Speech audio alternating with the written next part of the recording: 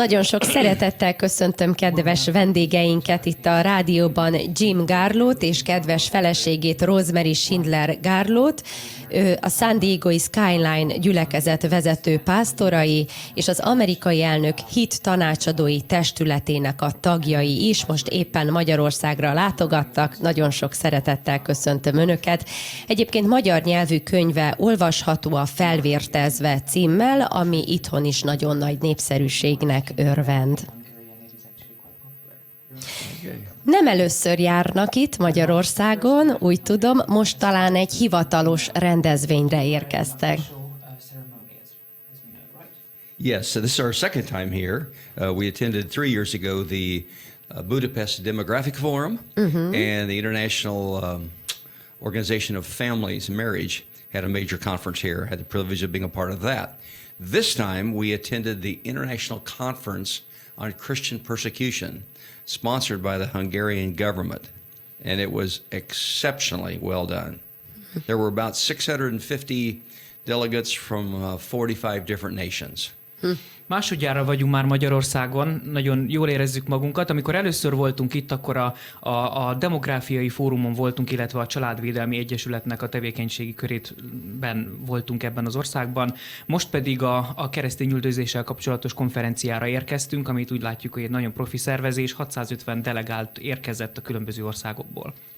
Hasznosnak ítélték meg a keresztény üldözéssel kapcsolatos egyeztetéseket, beszélgetéseket, fórumokat? Well, we have enormous respect for the nation of Hungary when it comes to this conversation. Hungary is leading the other nations. I don't say that simply because I'm here. I say that because it's true. Azt kell mondanom, hogy nagyszerű a szervezés, és Magyarország ebben a kontextusban, ebben a párbeszédben vezető szerepet tölt be. Nem azért mondom ezt, mert Magyarországon vagyunk, hanem mert ez tény, hogy ő vezeti ezt a párbeszédet. I'm not aware of another nation in which the head of state and the government is involved specifically in the issue of Christian persecution to the level and focus that Hungary is. Nem tudok még egy olyan országról, ahol a kormányfő és a kormány olyan szinten, ilyen mértékben beleviszi önmagát és a munkáját belefekteti a keresztényüldözésnek a témájába. Under President Trump, our nation has begun to focus that way in official capacity as well. Trump elnöksége alatt is a kormányzatunk hivatalos szinten elkezdett foglalkozni ezzel a kérdéskörrel. The U.S. State Department over the last 2 years has had 2 different major events called the ministerial, which focused on this topic. A külügyminisztérium az elmúlt időszakban 2 ilyen nagy minisztériumi szintű eseményt is rendezett, ami ezzel foglalkozik. We had the privilege of attending both of those, and then we were invited to also attend at the United Nations when President Trump spoke there, I believe it was September 22, if I remember correctly, and he spoke there on the topic of religious freedom. Mind a 2 eseményen volt lehetőségünk részt venni, sőt, amikor Trump elnök az ENSZ előtt tartott egy beszédet a keresztény üldözéssel kapcsolatban, azon is ott részt tudtunk venni. We're very proud of our president for doing that, because no president in the previous time has ever taken this topic to the level he is. És nagyon büszkék vagyunk ezért erre az elnökre, mert a korábbi elnökök közül senki nem vállalta fel ezt az ügyet ilyen szinten. But what makes Hungary unique, such a leader, is because you've taken it to a new level. 80% of the world's population lives in areas where they do not have religious freedom. 80% of those are Christians.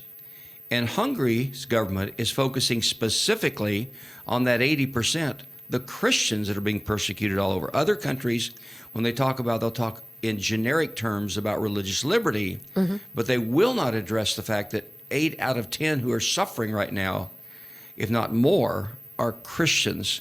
So there's where Hungary is different than every other country. És Magyarország egyediségét az adja, hogy ők kifejezetten a keresztény üldözéssel foglalkoznak. Ugye más országok szeretnek generálisabb terminus technikusokkal élni, hogy általában vallási üldözés zajlik. Ugyanakkor Magyarország figyelembe veszi, hogy a világ területének 80%-án van vallási üldözés, ahol nincs vallásszabadság, és ennek a területeknek a 80%-a keresztény vallású. Tehát minden 10 üldözött vallású emberből 8 keresztény. És Magyarország ezt veszi figyelembe. And I compliment, because it was very obvious at this conference, when the Hungarian government officials spoke, they spoke boldly with such clarity, and when other countries spoke, oftentimes there was a lot of political correctness in addressing the topic. Even the words that were used to describe persecution, politically correct words, instead of talking specifically about the persecution of Christians. És külön tisztelem azt, hogy az itteni hivatalnokok és vezetők nem politikailag korrekt kifejezéseket alkalmaznak, mint ahogy más országok konferenciáin látjuk, hanem nagyon nyíltan és egyértelműen beszélnek, egyenesen. De most már talán az Egyesült Államokban is elmozdultak ettől a kötelező polkorrekt elvárásoktól, és talán bátrabban mernek erről a jelenségről is beszélni? Hogy látja? Well, President Trump is extremely bold on all the issues, and he's not concerned with political correctness. That's one of the reasons we so respect him as a leader, and that's what gets him in a lot of trouble, too, with people who love political correctness. So the good news with people like Ambassador Sam Brownback and others, there's a much more focused attention on this topic that we've had in the past. Under the previous president, when we were aware of people who tried to make the case for what was happening to the Christians when ISIS was coming in, and the previous president would just dismiss it with the words, yeah, but the Muslims are suffering too, and did not focus on the issue that entire generations of Christians that had been there for 2,000 years were being destroyed and driven from those portions of the Middle East. Valóban van ebben igazság. Trump elnök ugye nem nagyon foglalkozik azzal, hogy róla mit gondolnak, és hogy ő hogyan fogalmazzon is, ez az, ami miatt sokszor bajba is kerül, tehát ő nem nagyon foglalkozik a politikai korrektséggel. Éppen ezért az ő kormányzata, az ő nagykövetei már sokkal határozottabban, nyíltabban és egyenesebben fogalmaznak, viszont az előző elnökünk, és ez a tradíció tovább él azért sok szinten még, az előző elnökünk, különösen amikor az iszlám államnak a pusztítása zajlott, akkor nem volt hajlandó a keresztény üldözést egy az egyben megfogalmazni, úgy fogalmazott, azzal relativizálta az egész kérdéskört, hogy hát szenvednek a muszlimok is. Meséljenek a Hit tanácsadó testületről, hogyan kerültek bele ebbe a testületbe, és mi a feladata ennek a testületnek, hogyan hatnak, miben hatnak Trump elnökre? The advisory board is a bit of a fluid group. It's sometimes as small as 25 and sometimes as many as 40. Ez egy hát meglehetősen rugalmas testület, van, amikor egy-két tucat emberből felduzzad 40-50 főre is. I had written an article on Facebook of 18 reasons to vote for President Trump, and this was in 2016, and it took off and went viral and had 4.1 million shares. And that's how I ended up being a part of it in my particular situation.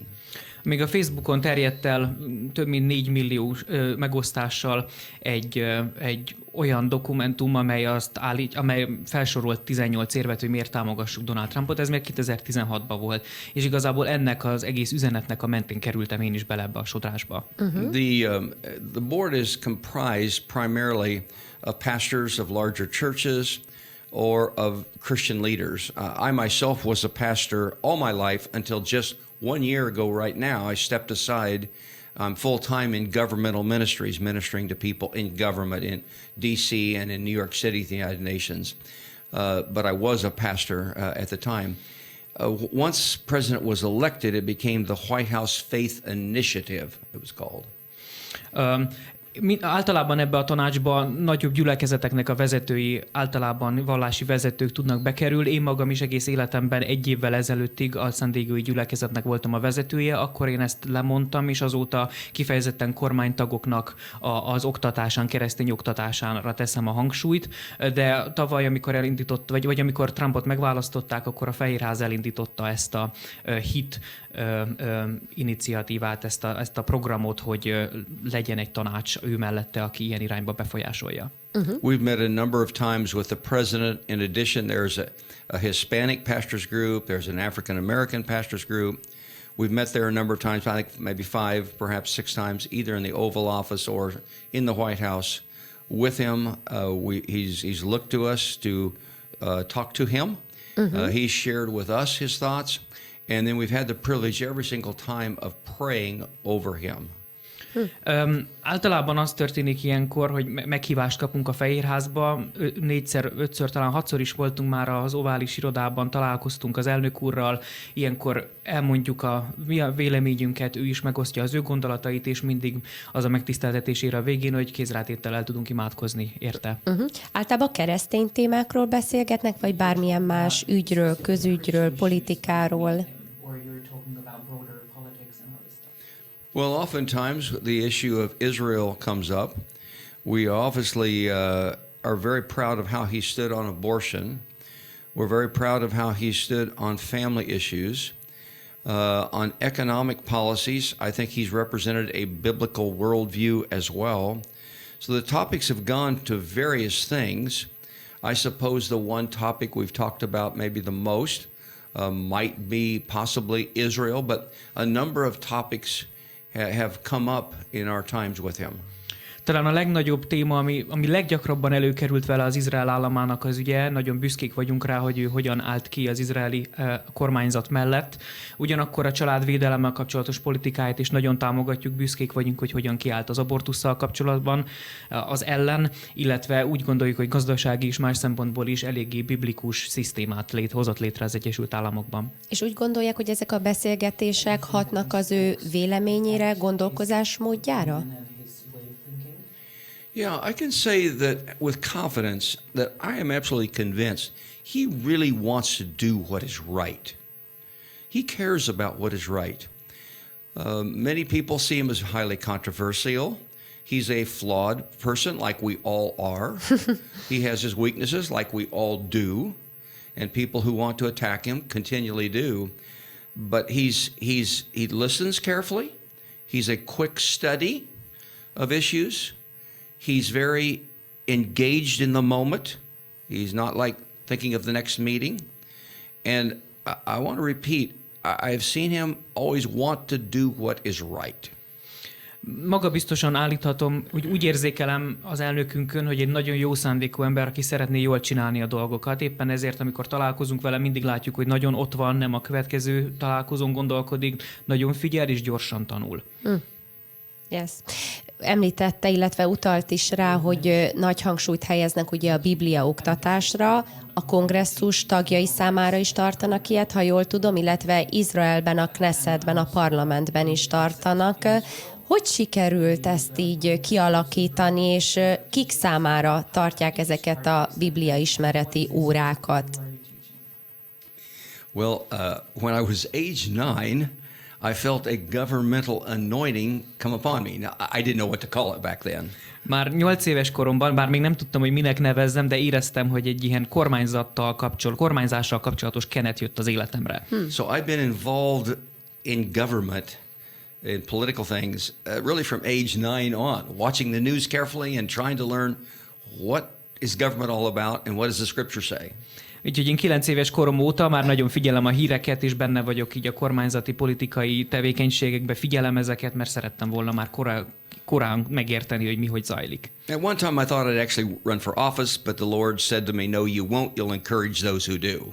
Egyszer még azon is elgondolkoztam, hogy akár én magam is induljak az elnökségbe, de aztán az úr szólt hozzám, hogy ez nem az én dolgom az, hogy akik viszont indulnak, azokat támogassam igeileg. So I've done that for many decades as a pastor, but then a year ago we were able to start working full-time in ministry with government leaders. Úgyhogy ezt is csináltam az egész szolgálatom idején, 1 évvel ezelőtt pedig ez egy fókuszt váltott, és azóta kifejezetten már nem a pásztori szolgálatomra, hanem a kormányzat közeli bibliaoktatásra teszem a hangsúlyt. Back in 2014, we started weekly worship services in the U.S. Capitol building. 2014-től dicsőítő összejöveteleket tartunk a Kapitóliumban. They had occurred from 1800 to 1869, but then were stopped. 1868-ig zajlottak ilyen események az amerikai parlamentben, a Kapitóliumban, de aztán megszüntették. Now that's really morphed into Bible studies with members of Congress, which occur on a weekly basis. És igazából átalakult egy heti szintű Biblia tanulmányozásra a kongresszus képviselőivel. And they're based on the book called Well Versed, which Faith Church here translated that book into Hungarian. És igazából őszintén szólva arra a könyvre hagyatkozunk sok tekintetben, amit magyarul is kiadtunk, aminek a címe magyarul felvértezve. Igen. Then we began Bible studies in the U.S. State Department. És utána az amerikai külügyminisztériumban is elkezdtük a bibliaoktatást. And began Bible studies for employees at the United Nations. És utána pedig az ENSZ küldötteink számára is elkezdtük ezt. In New York City. New Yorkban. And then we started meeting with ambassadors one at a time in their offices. És utána pedig egyesével elkezdtük látogatni a nagyköveteket az irodáikban. We've now met, our small team has now met with 91 of the 193 ambassadors at the UN. A kis csoportunk eddig már 91, nem sokára most már 93 ENSZ nagykövettel ült le és beszélt ilyen témákról. Then we had the privilege of co-sponsoring a Bible study in the Knesset, the Israeli parliament in Jerusalem. És társszervezői voltunk a jeruzsálemi izraeli parlamentben, a Knesszetben, szintén egy bibliatanulmányozó kör létrehozásának. We co-sponsored that with a Jewish organization named Israel 365. Az Izrael 361 nevű zsidó szervezettel kezdtük el ezt a szervezést. And a wonderful Jewish rabbi named Tolly Wise. Excuse me? A rabbi named Tolly Wise. Egy Tolly Wise nevű rabbival fogtunk össze. And then the Bible study is led by a Jewish rabbi named Yehuda Glick. Egy Yehuda Glick nevű zsidó rabbival kezdtük el ezt a tevékenységet, ő tanít. Who's a former member of the Knesset himself. Aki szintén maga is korábban a Knessetnek a tagja volt, parlamenti képviselőként. He loves Christians. Nagyon szereti a keresztényeket. And so Jews and Christians are studying the Tanakh or the Torah together. Így a zsidók és keresztények együtt tanulják a Tanachot, a Tórát. Yehuda Glick was well known and had quite a following, but then in October of 2014, he was shot 4 times point blank in the chest, miraculously survived. He was shot by an Arab Palestinian, and he miraculously survived it, and then he became a member of the Knesset after that. Yehuda Glick nagyon népszerű volt, de 2014-ben egy palesztin terrorista többször is mellenlőtte, nagyon kritikus volt a helyzete, de csodával határos módon felépült, és utána újra visszakerült ő a parlamentbe. They shot him because he was advocating that all 3 groups should be able to pray on the Temple Mount, not just Muslims, but Christians and Jews as well. And that angered some people, and that's why they shot him. A merényletnek az oka az volt, hogy azt képviselte, hogy mind a 3 vallási csoport, ne csak a muzulmánok, hanem a keresztények és a zsidók is részt vehessenek istentiszteleti tevékenységben a templomhegyen, és ez sokakat felbőszített. I might bring my wife in here because she's been to Israel 71 times and is key involved in these Bible studies. És ezen a ponton szeretném a feleségemet is bevonni a beszélgetésben, mert már 71-szer volt Izraelben, és több ilyen bibliatanulmányozó körben is részt vett már. Igen, akkor Rosemary, meséljen erről. Úgy tudom, hogy utazásokat szervez is Izraelbe? Yes, as a Bible college teacher, I found it's most effective to have the students immersed in the subject and to learn on location in Israel, and it's eternally valuable reward for people to get to experience the birthplace of God's Word and the birthplace of our Messiah, and where He's coming soon to rule again as King of Kings and Lord of Lords. Igen, valóban ilyen tevékenységet végeztem, mint Biblia főiskolai, tehát hittudományi főiskolai tanár. Nagyon sok utazást szerveztünk itt, mert úgy gondolom, hogy fontos, hogy az igének, az Isten beszédének a szülőföldjét megismerjék azok, akik ilyen tanulmányokat végeznek, hogy lássák, hogy Jézus Krisztus hol tevékenykedett, és hova fog visszajönni, mint királyoknak a királya és uraknak az ura. Uh-huh. So 25 years ago, the movie Schindler's List was released, and our family found out that we were related to Oskar Schindler. 25 évvel ezelőtt jött ki ugye a Schindler listája című alkotás, és nem sokára feltűnt nekünk, meg kikutattuk, hogy mi is Oskar Schindlernek egy távoli rokonságában állunk. Uh-huh. And so the Schindler family sent me archives and asked to represent them in issues concerning Jews and Christians and Israel and the United States of America. Úgyhogy a Schindler család küldött nekem sok anyagot, archívumokat, amiből kutatni kezdhettem a zsidóságnak a helyzetét Amerikában, Európában, Izraelben, és a keresztényekét egyaránt. So we began having conferences, events with Christians and Jews on the same platform, sharing the message of the truth about Israel. Úgyhogy így alakult ki, hogy elkezdtünk olyan rendezvényeket tartani, ahol a zsidók és keresztények együtt tartottak olyan gyülekezéseket és olyan eseményeket, ami az Izraellel kapcsolatos igazságokat képviselte. So this was the time during the Intifada when there was an increase of terrorism, of Muslims blowing up buses and murdering innocent Jewish people. Mindez egybeesett a jeruzsálemi intifádának az idejével, amikor ugye nagyon megerősödött a terrorizmusnak az aránya a városban, buszégetések, robbantások sorozata történt. And we would also bring in Holocaust survivors to share how it was reoccurring the time when Adolf Hitler rose and persecuted Jewish people for their faith. És emellett pedig holokauszt túlélőket is bevontunk a programba, hogy elmondják a élményeiket, hogy milyen volt, amikor Adolf Hitler hatalomra került, és milyen volt az üldözésnek az időszaka. And there were certain individuals who stood to risk their own lives to help save Jews, who were called righteous among the nations and honored by Israel, such as Oskar Schindler.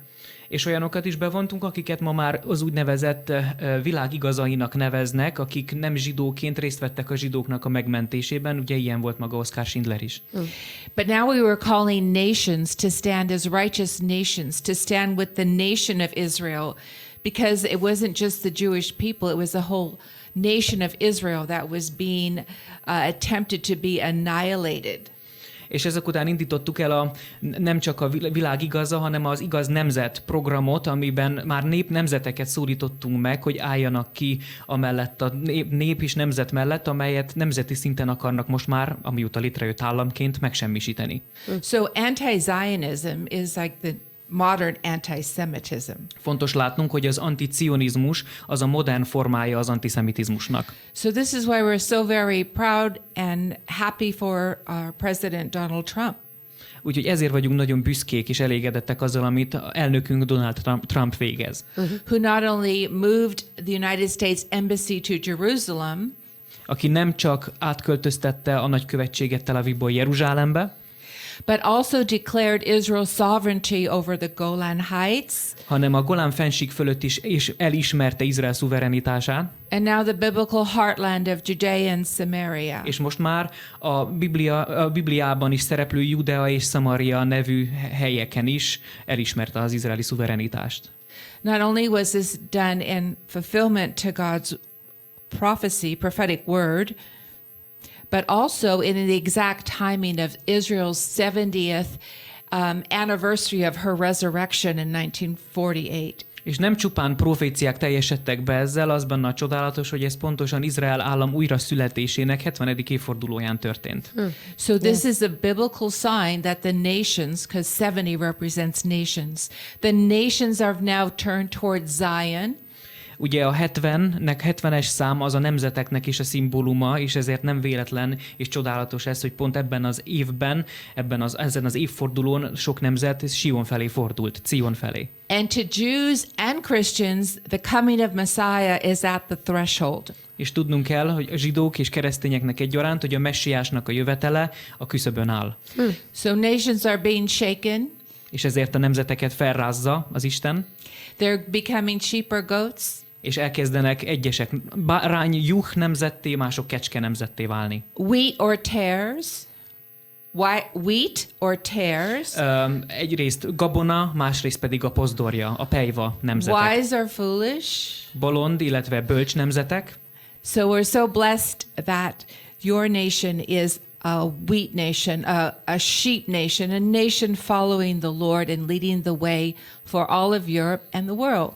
És ezért nagyon boldogok vagyunk, hogy a ti nemzetetek is, Magyarország is egy ilyen gabona, búza, és hát juh nemzet, aki a világot sok tekintetben vezeti. Hát adjon kegyelmet az Úr, hogy ez így is maradjon. Mert még nincs lefújva a foci meccs. And we compliment Faith Church on this as well, because when we go to Israel and we're there for the Feast of the Tabernacle, for the Parade of the Nations, even as much as we were there a month ago, Faith Church is there marching. We see the banners, we talk to the people from Faith Church, we see you there. Yes. És e tekintetben a hitgyülekezetének is nagy érdeme van. Most is egy hónappal, amikor elmentünk ugye a nemzetek felvonulására a sátorok ünnepén Jeruzsálembe, az egyik leglátványosabb jelenség azon a felvonuláson a hitgyülekezetének a csoportja és a plakátjai, hogy ott vonulnak. Hála Istennek, tényleg.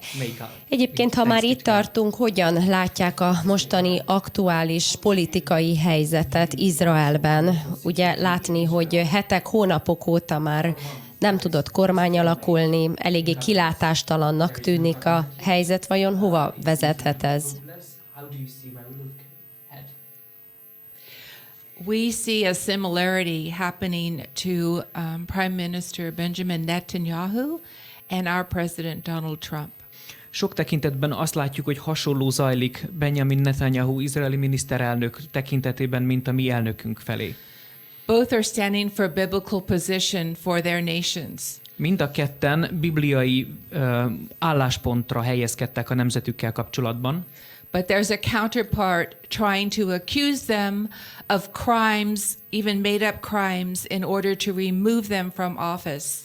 Ugyanakkor az ellenzékük mind a két vezető tekintetében akár koholt vádakkal mindent elkövetnek annak érdekében, hogy a hatalomból eltávolítsák őket. The fact that these two leaders, we see them and called of God for a unique time as this. Mind a kettőjük esetében Istenhez kiáltunk, mert egy nagyon egyedi, különleges időszakban élünk. To be a light to the nations as the one Jewish nation and Christian nation. És nagyon imádkozunk azért, hogy fény legyenek ők a nemzetek számára, egyik egy zsidó, a másik egy keresztény nemzetként. Yet powerful forces are trying to remove them from their place. So we must pray. De imádkoznunk kell, mert rendkívül erőteljes hatalmak és erők próbálják kimozdítani őket a hatalomból.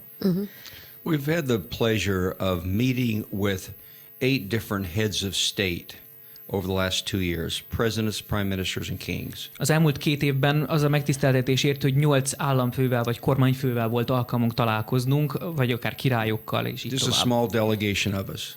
Egy kis csoportként utazunk, egy kis delegációként. And we don't go representing the U.S. or the U.S. government or the president.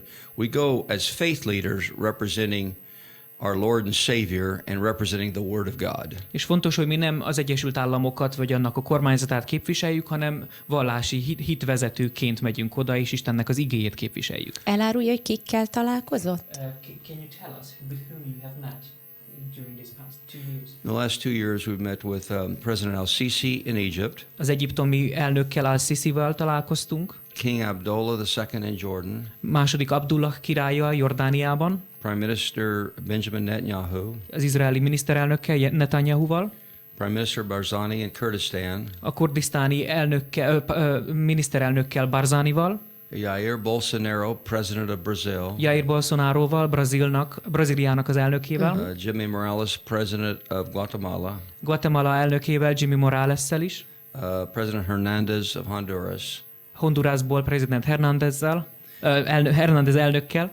And then we've been with some high-level leaders in some other countries, but those are the only ones that I can recall the heads of state we actually met with. Hirtelen ennyiben így, mint állami vezetők, ők jutnak eszünkbe, alacsonyabb szinten még másokkal is találkoztunk. És akkor elkezdtem mondani tehát, hogy nem hivatalosan találkoznak, hanem a hitet képviselik tulajdonképpen. Mi a céljuk ezekkel a találkozókkal? Well, the heart of the meeting would be biblical principles of governance, to bring that when we can, or in the case of, say, President al-Sisi in Egypt, to encourage him in his stand against the Muslim Brotherhood or radical Islam. We noticed that in the cases, let's say, of President Bolsonaro in Brazil or President Jimmy Morales in Guatemala, God has raised up people who are like President Trump or like Viktor Orban, your prime minister, who are strong, who are forceful. Some of these do have things in their past that people try to bring up and criticize, but yet they're being used mightily by God, remarkably strong by God, including such things as the moving of the embassies in their various countries as well, Guatemala being an obvious example for that. Alapvetően a bibliai kormányzásnak az elveit szoktuk átvenni velük, természetesen nem mindig könnyű, mint mondjuk az egyiptomi elnök esetében, ott inkább arra hegyezzük ki a párbeszédet, hogy álljon ellene a radikális iszlámnak, a muzulmán testvériség térhódításának. De például látnunk kell, hogy Jair Bolsonaro vagy Jimmy Hernández esetében Brazília, Guatemala olyan elnököket kapott, mint amilyet itt Magyarország Orbán Viktorral, vagy az Egyesült Államok Trumppal, hogy alapvetően jó álláspontra helyezkednek, igyekeznek bibliai alapon vezetni az országukat, és ennek az egyik legfőbb megnyilvánulása, különösen Guatemala esetében ugye a Jeruzsálembe való nagykövetség áthelyezés. In the case of Guatemala, they moved the embassy right after the United States did. Guatemala azonnal követte az Egyesült Államok döntését, és átköltöztette a nagykövetséget. 1 year later, we were there for the 1 year anniversary of the moving of the embassy of the U.S.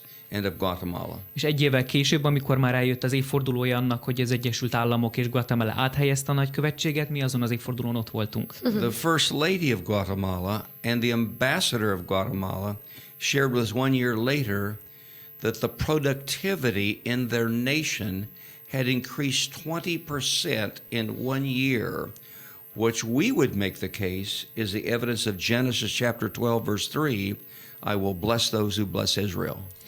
És ezen az eseményen Guatemala First Lady-je és nagykövete elmondta, hogy amióta ezt a döntést meghozták egy év alatt, a nemzetnek a produktivitása 20%-kal nőtt, amit mi nem tudunk mással magyarázni, mint az 1 Mózes 20-ban az ábrahámi áldással, hogy aki téged áld, az áldott lesz. Yes, óriási. Igen. This is a great thing. These leaders are under tremendous pressure as well. We believe Honduras has indicated they want to move theirs. Brazil has indicated they want to move theirs. But tremendous pressure. And the pressure that's on most of these is if they're not globalist, if they want to make their own nation great, that's considered remarkably controversial. Every leader should want to make their nation great. But that's not accepted in today's world, where the radical agenda of the globalist puts down any leader who's deeply in love with the story of their respective nation. Fontos látnunk, hogy ezek a vezetők mind képviselik a saját nemzetüknek a felemelkedését. Alapvetően egy olyan perspektívából vezetnek, ami ma már a mai világban annak ellenére, hogy minden normális vezetőnek az a célja, hogy a nemzetét nagyjá tegye. A globalista világnézetbe ez már nem fér bele, és a globalizmus rettentő módon támadja. Honduras is ugye nyomás alatt van, Brazília is, mert mind a ketten kifejezték a szándékukat, hogy átköltöztessék a nagykövetséget Jeruzsálembe. Éppen ezért rettentően nagy nyomás nehezedik rájuk, mert valahogy általában ez a nacionalista gondolat és a nemzetet tegyük nagyjá gondolat a globalista eszmébe nem fér bele. Igen. Nagy a harc biztos a két erő között, és akkor beszéljünk is arról, hogy hogyan látják Donald Trump jelenlegi helyzetét, akit ugye folyamatos támadás éri pont erről az oldalról, ugye látjuk, ahogy az impeachment eljárás is megy vele szemben. Hogyan látják az ő eddigi elnöki munkásságát, illetve a lehetőségét az újraválasztásához? Well, let's just talk about the impeachment first of all. All a person has to do is to read the transcript of the actual phone call with the president of Ukraine. Az impeachment-tel, tehát az elmozdítási eljárással kapcsolatban a legfontosabb az, hogy olvassuk el pontosan a leíratát az ukrán elnökkel való párbeszédnek, telefonhívásnak. Honest people know that that does not rise to the level of an impeachable offense. Akik őszinték, azok tudják, hogy ez nem állapít, ez önmagában nem egy akkora bűncselekmény, egyáltalán nem olyan Semmit tett, nem bizonyít. ami nem is bizonyít, illetve nem is olyan szintű, ami bármilyen módon az impeachmentre méltó lenne.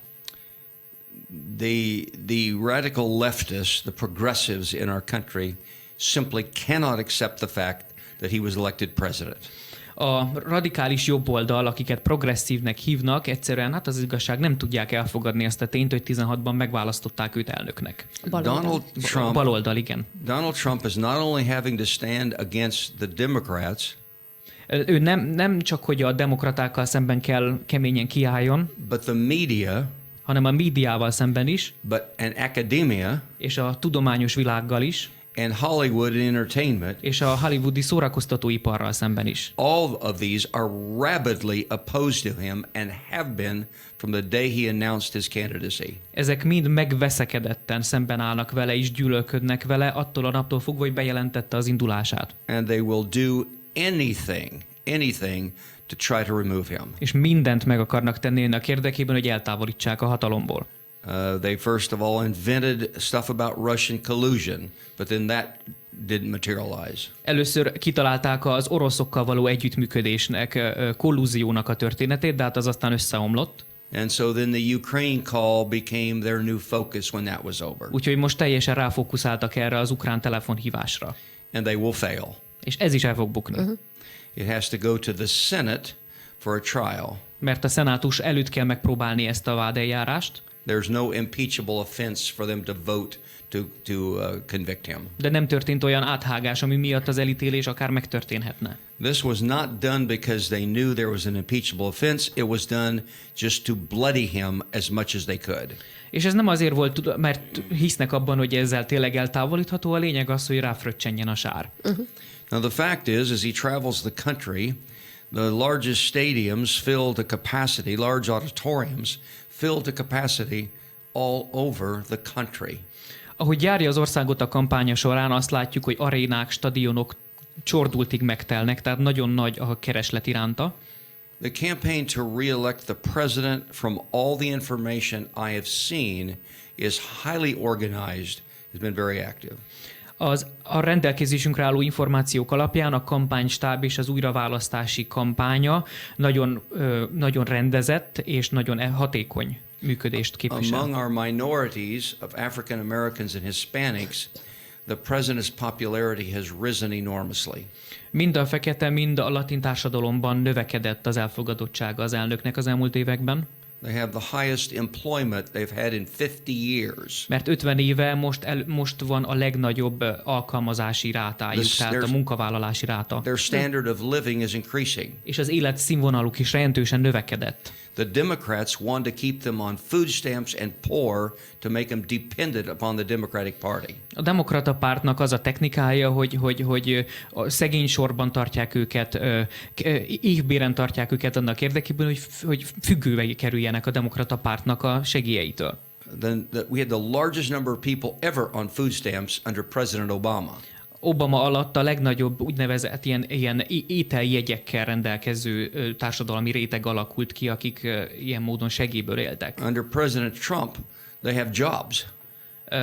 Trump elnökség alatt viszont egyre többen munkát kapnak.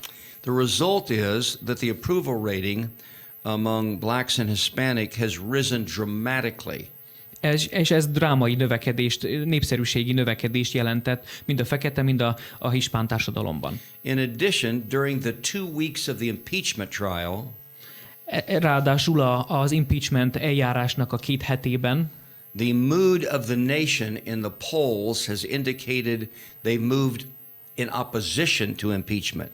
Azt láthattuk a különböző felmérésekben, hogy a társadalom egyre inkább az impeachmenttel szemben helyezkedett. This is particularly true among independent voters. Különösen a független szavazók tekintetében igaz ez. This bodes well for the president. És ez jó előjel az elnök számára. The Democrats overplayed their hand. Mert a demokraták, hogy úgy mondjuk, túltolták ezt a dolgot. Americans recognize it. És az amerikaiak ezt észlelték. And they're moving away from any support of impeachment at this time. És ezért jelen állapotban elkezdték visszavonni a támogatottságát az impeachment eljárásnak. És egyébként hogy látják, hogy az evangéliumi keresztények mennyire egységesek Trump támogatását illetően?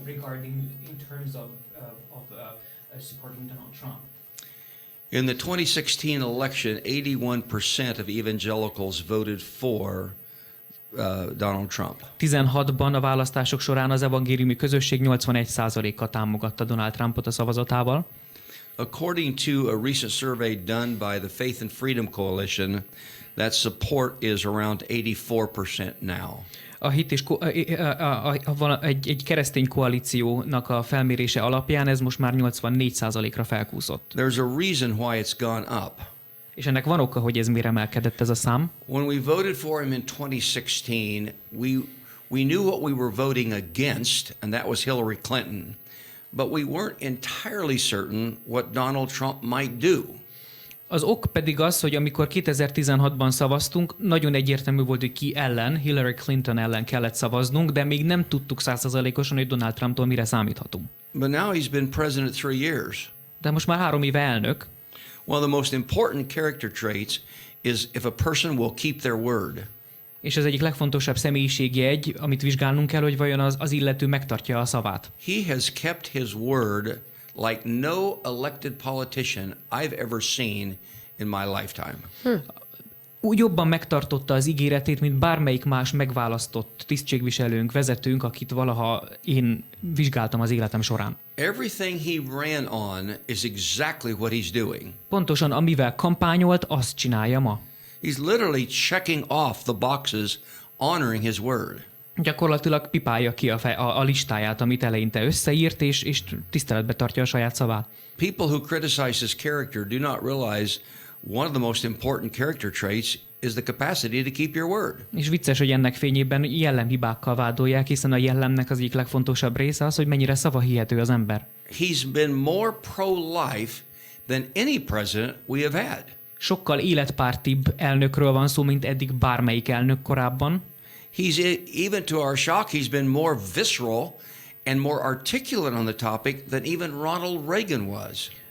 És szinte sokkolt bennünket, hogy még a Ronald Reagannel is szókimondóbb és szenvedélyesebb volt a témában. He's been strong on family values. A családi értékek tekintetében is nagyon erősen kiállt. He has been the strongest we've ever had on Israel. Izrael tekintetében szintén a legerősebb és legbátrabb elnök. Harry Truman had set the bar high in 1948 when he supported Israel as a nation.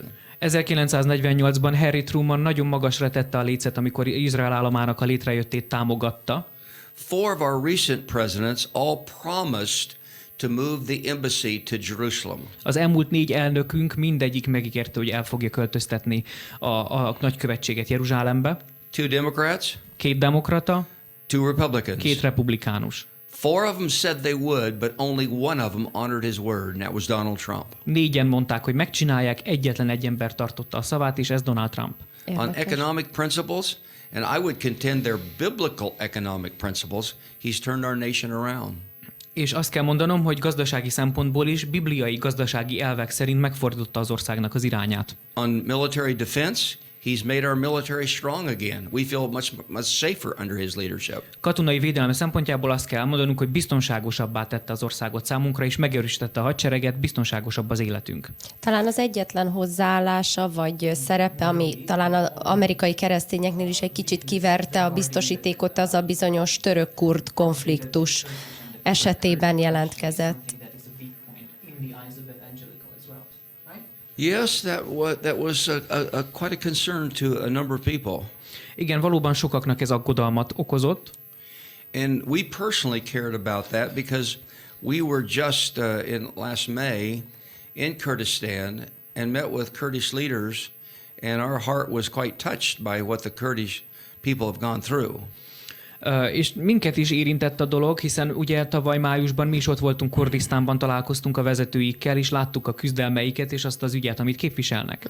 And then we live in a community in one of the suburbs of San Diego called El Cajon that has 80,000 Chaldeans, that's Iraqi Catholics, who are our neighbors and our friends. 80 or 18? 80,000.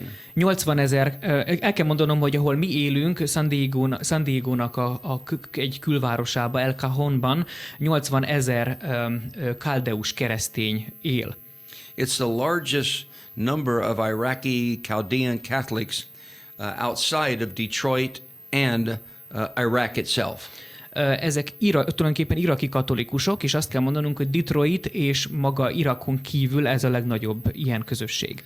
So we too were a bit concerned what this could mean. Úgyhogy mi is kicsit aggódtunk, hogy vajon mit jelenthet ez a kivonulás. In the discussions among number of us as evangelicals since then, we have felt that possibly his position is far more defensible than what we originally thought. Azt kell mondanom, hogy azóta sok evangéliumi vezetővel tárgyaltunk, és arra jutottunk, hogy valószínűleg sokkal védhetőbb ez a Trumpnak az álláspontja, mint ahogy először, amikor ez az egész ügy kirobbant, gondoltuk.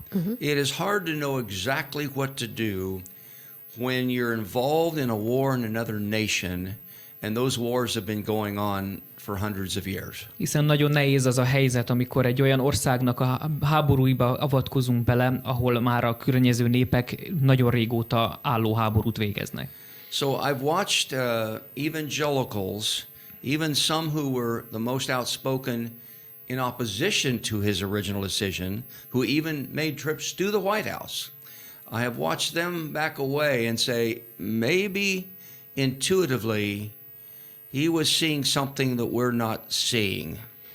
So that issue has died down considerably at this point.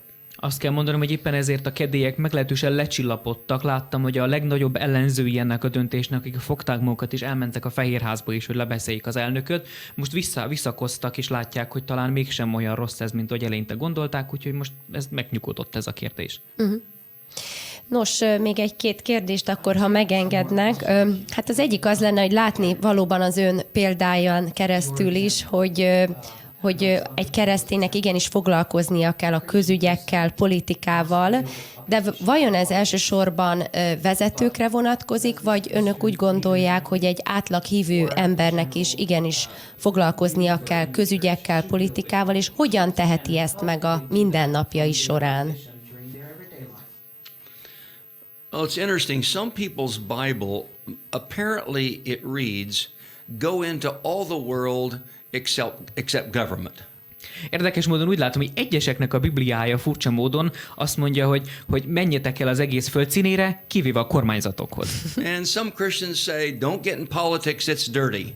Sokan azt mondják, sok keresztény azt mondja, hogy ne avatkozunk bele a politikába, az mindig piszkos, mocskos dolog. If it's dirty, that's because all the clean people got out. És hát, hogyha ez igaz, hogyha tényleg mocskos, ez azért van, mert a tiszta emberek ott hagyták.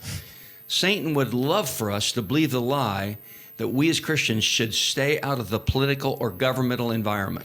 A sátán nagyon szeretné elhitetni velünk azt a hazugságot, hogy a keresztényeknek teljes mértékben ki kell vonni magukat a kormányzati közegből.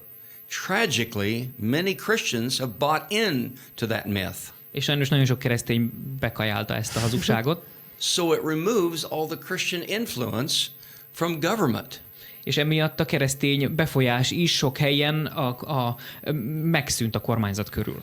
In the United States, there are 364,000 churches. Amerikában 365 000 gyülekezet van. 72% of them are by their own definition liberal or not committed to scriptural authority. 72%-a ennek így ilyen független, nem kifejezetten They're liberal or not committed to biblical authority. Sokkal inkább egy ilyen liberálisabb, nem annyira az igének a tekintélye alá magukat bevonó közösségnek tekinti magát. 28% or 100,000 of them are considered conservative or Bible believing. 28%-uk, tehát kb. 100 000 közösség tartja magát kifejezetten Biblia követőnek. But of those 100,000, probably only about 10%, around 10,000, actually have a biblical worldview. De sajnos az az igazság, hogy még ekkőnek is körülbelül csak a 10%-a, tehát kb. 10 000 közösség, akinek ténylegesen bibliai világnézete van. And therein lies the problem. És hát itt kezdődik a probléma. A biblical worldview is when you apply the scripture to every aspect of life. Mert a bibliai világnézet alapján magát ezt a világnézetet az életnek minden aspektusára ki kell terjeszteni. Everybody knows the Bible applies to our personal lives. Azt mindenki elhiszi, hogy a Biblia a személyes életünkre vonatkozik. Everybody knows the Bible applies to our family life. Mindenki jó esetben úgy gondolja, hogy a családi életre is kiterjed. Everybody knows the Bible applies to church life or congregational life. Az nem kérdés, hogy a közösségi gyülekezeti életre kihat a Biblia. But what many Christians don't grasp is that the Bible applies to civil governance as well. De amit sokan nem fognak fel, az az, hogy a polgári vezetés, kormányzatra is kiterjed a bibliai világnézet. It was God who came up with the idea of government. Hiszen Isten volt az, aki kitalálta a kormányzatnak a fogalmát, mint olyat. It's God who establishes nations. Isten hozta létre a nemzeteket.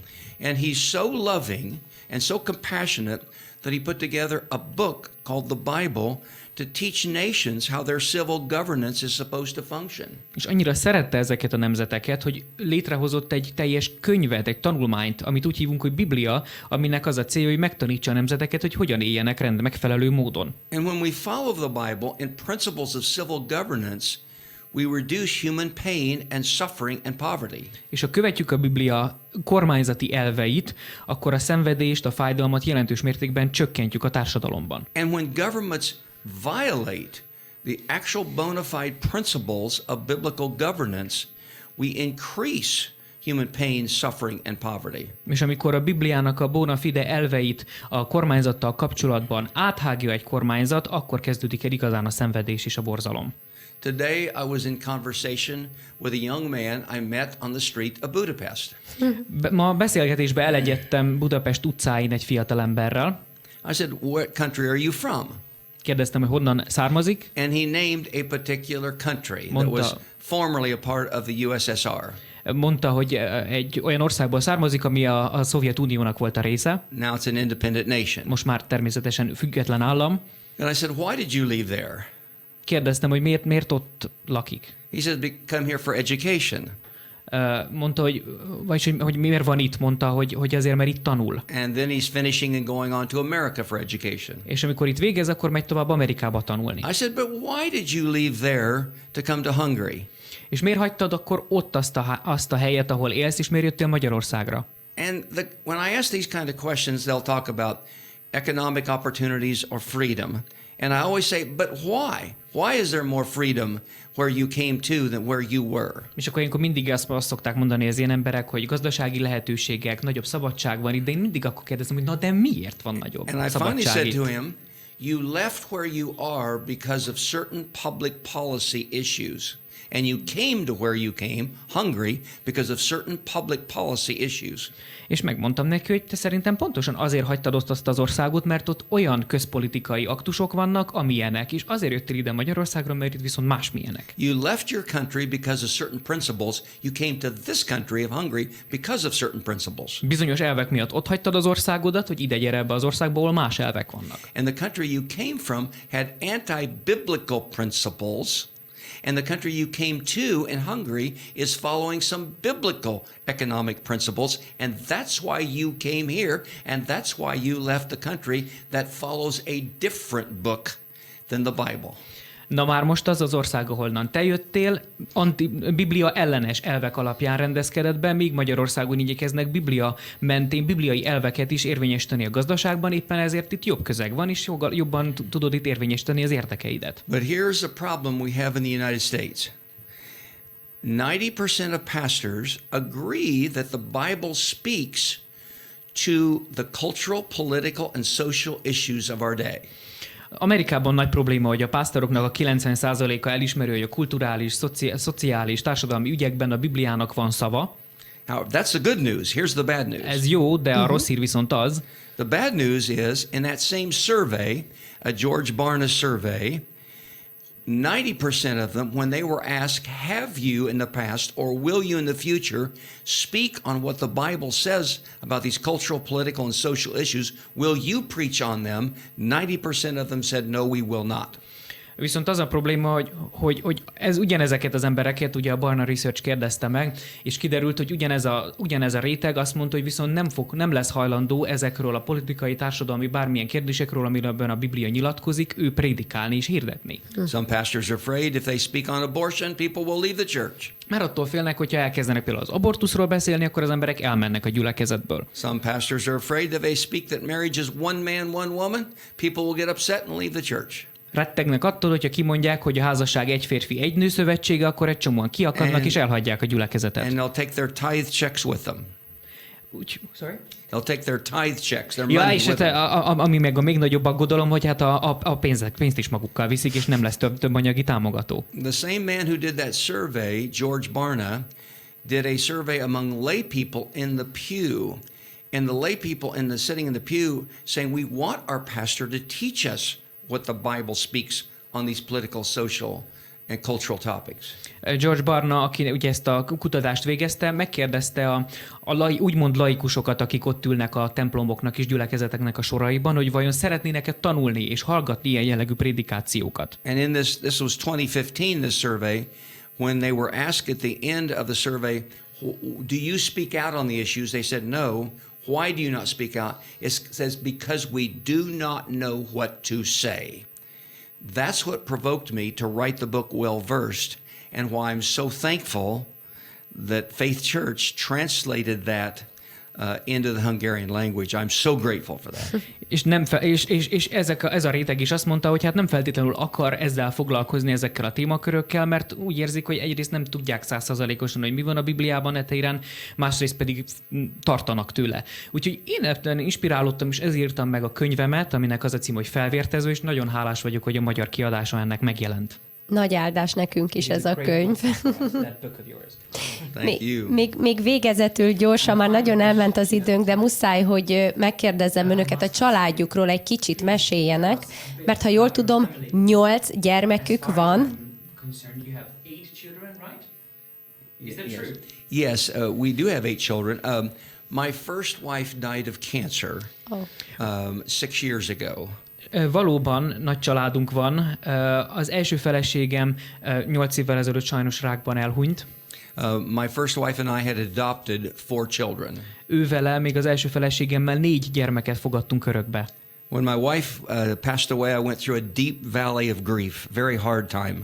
Hát a síralom völgyén mentem át, amikor ő elköltözött, nagyon nehéz időszak volt nekem. And then God brought me back up.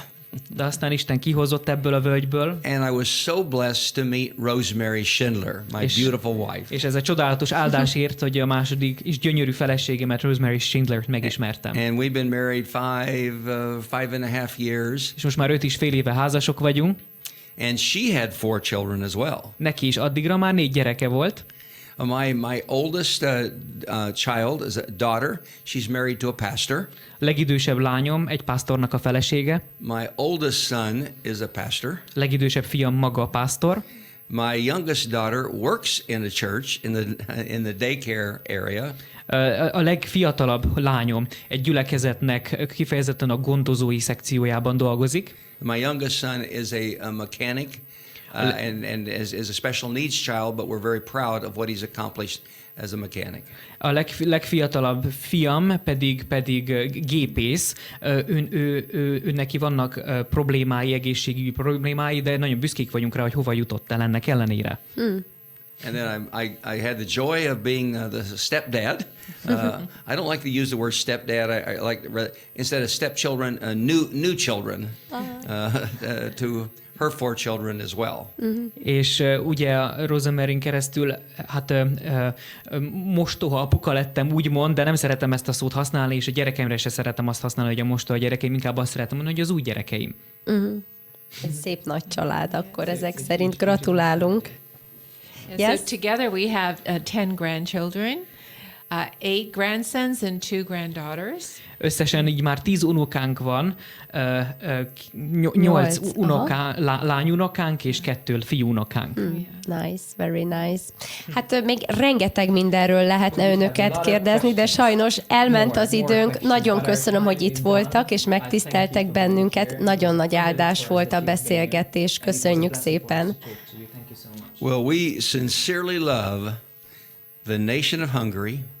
We love your government leaders. We met numbers of them this week, and we're with them, and we have such high respect. We think Hungary is quite unique among the nations in a number of issues, including the encouragement of families, the encouragement of marriage. You have set the bar high in this area, and then your focus openly on open Christianity. This is a boldness that we don't see in a lot of other countries. And then we love Faith Church. We marvel at all Pastor Sandor. What Faith Church has accomplished here is absolutely staggering. I've told so many people the story of Faith Church and Pastor Sandor, and it's an honor for us to be with you.